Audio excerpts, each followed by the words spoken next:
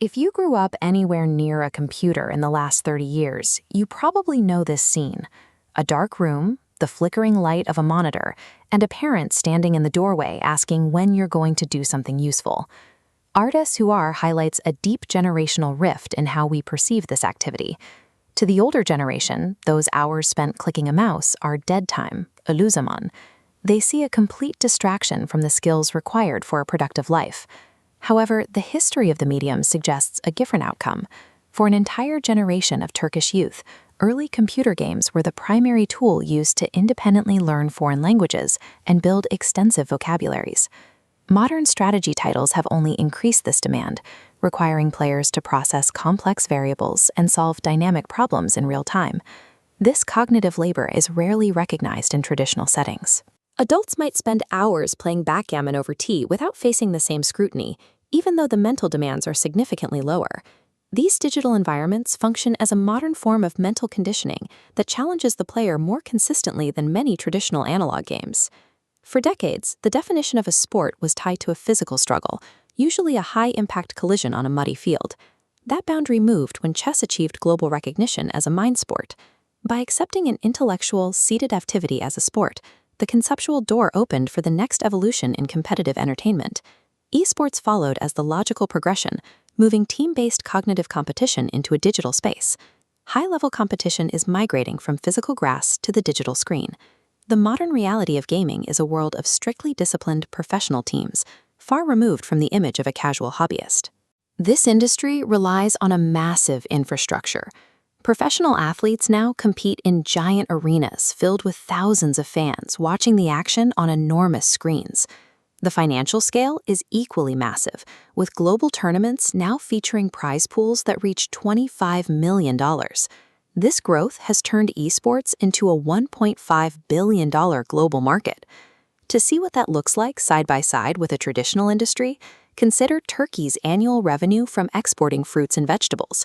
It matches that $1.5 billion figure exactly. Virtual battles now generate the same global revenue as the entire national export of physical produce.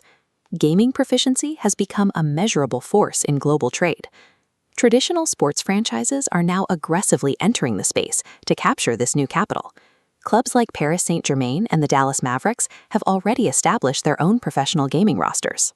In Turkey, Beşiktaş led the way by creating an official League of Legends squad, applying a traditional club structure to a digital team.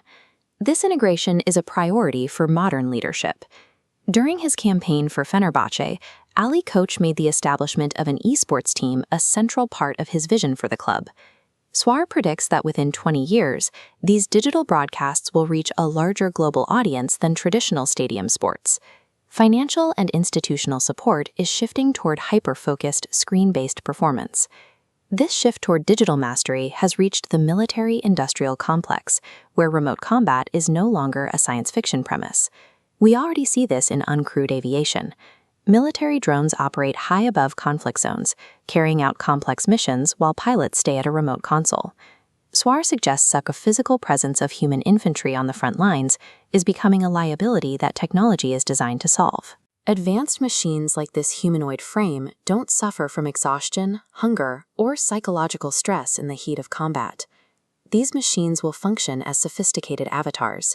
They will be managed from a central hub by human operators who have trained to navigate high-stakes digital interfaces. The effectiveness of national defense is becoming increasingly tied to a workforce that can operate these digital hubs. This creates a new requirement: finding individuals who can process data and command digital avatars with hyper-concentration for hours on end. Teenagers who have spent years navigating complex digital warfare are already acclimated to this high-pressure concentration. Their personal setups often mirror the tactical screens of a modern military command center. This aligns with the historical wisdom of Hurriz Ali: raise your children for the era they will live in. While uncontrolled screen addiction has clear health risks, isolating children from digital environments may leave them unprepared for the professions of the future. Guided exposure to these environments builds the cognitive foundation required to operate the sophisticated systems of the coming decades. The screen has become a critical training ground. Whether in the global economy or national defense, the next generation's survival depends on their ability to navigate these digital worlds.